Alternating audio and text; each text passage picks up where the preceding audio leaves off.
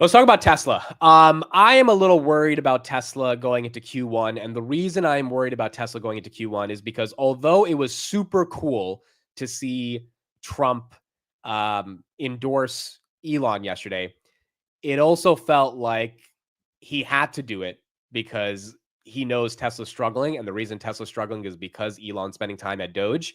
And it seems like he wanted to help pump up Tesla, which is why he did this yesterday. Like, this is super cool. I love it. I think it's awesome that Trump's embracing Elon when Biden wouldn't even say his name. But it's also like, all right, are you doing this to get your MAGA base to buy Teslas, which historically a MAGA, voter would not really want a Tesla just based on like statistical studies we've seen. Maybe they start to want to buy Teslas because of Trump, but it's also like, is he doing this at the behest of Elon, who's like, dude, like Tesla's losing a lot of value. I need some help here. And maybe that's why it's happening.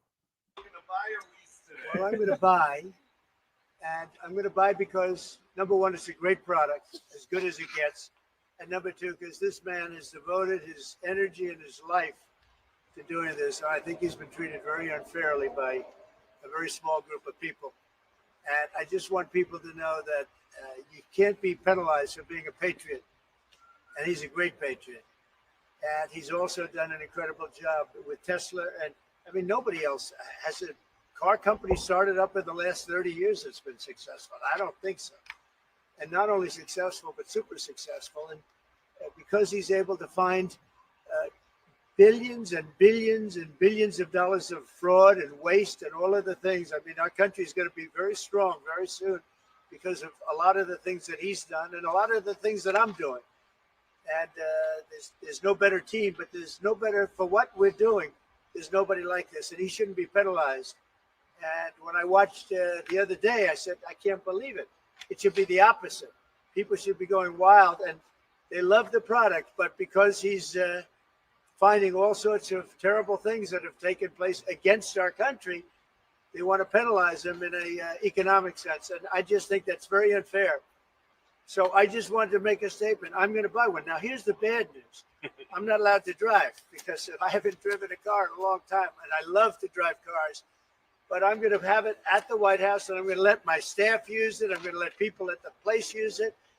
And they all are all excited about that. I'm not allowed to use it. Can you believe it? Okay, so that was the endorsement we got from Trump yesterday. He had a Model S, a Cybertruck, all those cars sitting next to him. Now, look, the people that are saying this is cringe because the president is endorsing a car company, I think is not the right take. That's not the right take. You know why that's not the right take? Because take a look at this. This is Mr. Joe Biden, who was supporting what was this? This was a Jeep Wrangler hybrid in the White House. I think this was in 2022. So it's not the right take to be upset that Trump's supporting Elon with the car because you think it's like crony capitalism. I mean, Biden did the same thing. And if you're going to think that it's cringe for Trump to do it, you have to say it's cringe for Biden to do it. My take is not that Trump is like it's cringe because he's supporting Elon or he's doing a car. Like, presidents have done this before for companies especially companies that are going to build their cars in America, which Elon committed to doubling the Tesla output of production in America. The reason I think it's cringe is because I think it's kind of this last resort that Tesla is using or Elon's using. In fact, my belief is that I think Elon asked him for it. I don't think Trump woke up one day and he was like, hey, Elon, you want me to do this? I think Elon went up to him and he was like, dude, I'm sacrificing a lot. I donated a lot to the campaign. Like, I need an endorsement. I need people who, like, the Democrats hate Elon so much. Not all Democrats, but we're seeing, the rise of Democrats just can't despise him, boycotting the Tesla, etc. Who's going to buy the cars? You need the MAGA base to buy the car. Now, the MAGA base historically has not bought a Tesla. Trump doesn't even like EVs.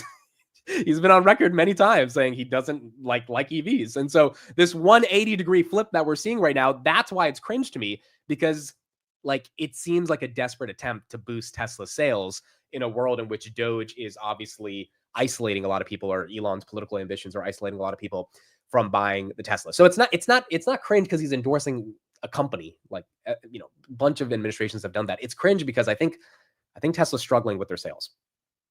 And I think if you're buying the Tesla dip, or at least today, Tesla momentum right here up 6% at 244, I really don't think the Q1 revenues are going to be good. I can't see a single catalyst. Energy is not the catalyst. FSD is not really happening yet. Margins are going to suck given their 0% APR financing. The Model Y is ramping up, but it's not going to be ramping up enough, in my opinion, to meaningfully make a dent in Q1. Now, maybe you could argue that sentiment is so bad because the stock is down literally 50% from the highs. The problem is, what if the stock never deserved to be at 480, right? Like everyone's like, oh, well, Tesla's down 50% from the high. Same thing.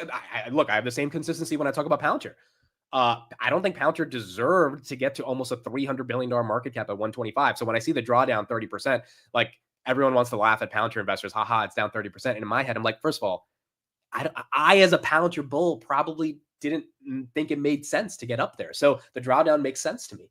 Now, if we fall back to $40, I'm like, okay, that's where like, all right, we had some really serious multiple compression, but 125 to 80, it's like, it's just not that big of a deal. 480 to 230 is a pretty aggressive deal, but did it deserve to get to 480 in the first place? I think is the question. I mean, and by the way, it's not just Tesla. The S&P 500 lost its entire Trump bump. It went from 550 to 6,200 on from election day to February, I think 12th, around that mid-February time. We were at those levels. We're right back to where we were on November 5th or before November 5th. So from that perspective, I just think buying the Tesla dip right here, if you're buying it, you got to be buying it long-term, because I don't think Q1 there's some massive catalyst unless, Elon announces something that no one's thinking about, which he could, right? Tesla has been known to do that sometimes. They're a tech company. They can find different ways to be creative. But this one's going to be a little tough. Robinhood right here is up 7% in the pre-markets. The CPI bump is lasting at least right now. We'll see if it opens with that same bump. If you're just joining, we got 2.8 on the headline versus 2.9 expected, 3.1 on the core versus 3.2 expected. So CPI came in pretty nice, which is what the market wanted to see.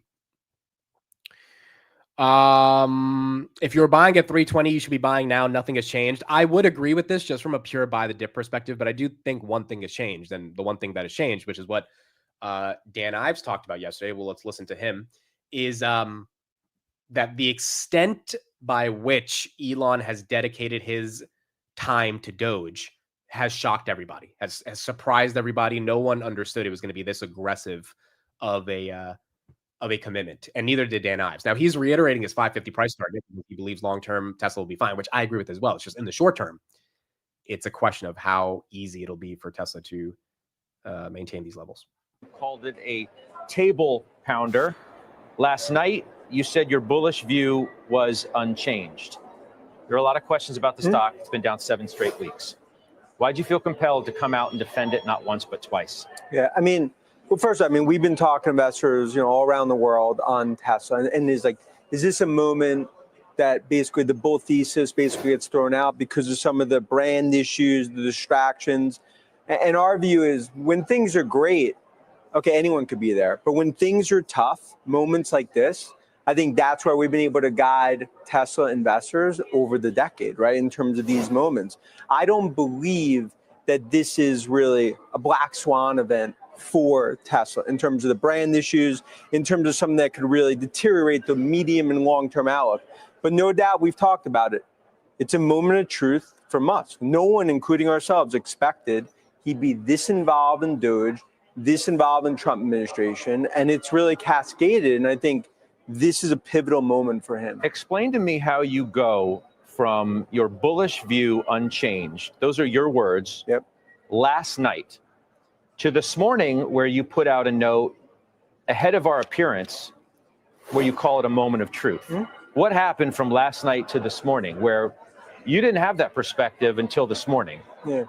How does this happen? I think from our perspective, it's more hearing Musk, hearing from investors around the world, and it's basically us saying the medium long-term case for Tesla, I continue to view $2 trillion. I believe when it comes to physical AI, autonomous robotics, they're actually the best position company in the world. But with that said, to hear Musk continue to talk, and again on social media as well, it's really us trying to explain, look, this is the time, very similar as we saw during Twitter, very similar as we saw even called a year and a half ago.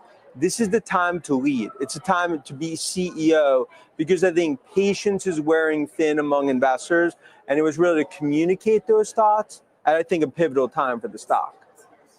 The reason why the stock is down seems to be a confluence of events.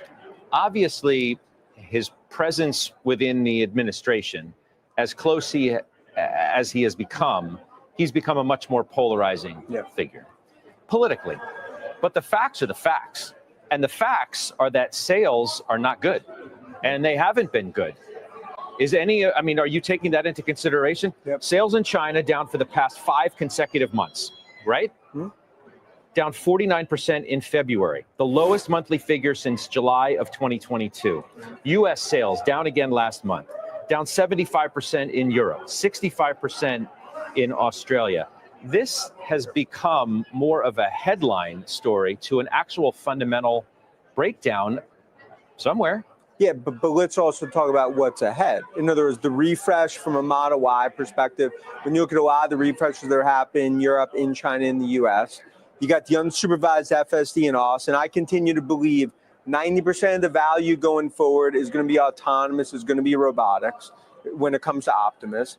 And I believe from a demand perspective, especially when it comes to FSD, 15% of Tesla owners have FSD. That's what we estimate. As that goes to 40, 50%, I mean, numbers basically triple in terms of from an EPS perspective as that plays out. And look, I get it. This is a time, have we been dead wrong this year in Tesla? Of course, it's been a disaster call. But for 25 years, our best calls are ultimately in times like this, that I believe as you navigate the noise, this will be not just a 1 trillion, but 2 trillion. But it comes down to Musk needs to balance Doge, Tesla CEO. That's something where I think the clock struck midnight. So even Dan, who's one of the most bullish Tesla bulls out there, is saying, hey, we didn't expect Elon's commitment to Doge to be as aggressive as it's been. And as a result, you're having the volatility that we're having in Tesla right now. So look, long term, I think the thesis is well intact when it comes to FSD and robotics. It's just short term. Based on whatever entry price you want to get, there may be better opportunities than right now if Q1 really sucks. And it just depends on what the narrative is like going into Q1.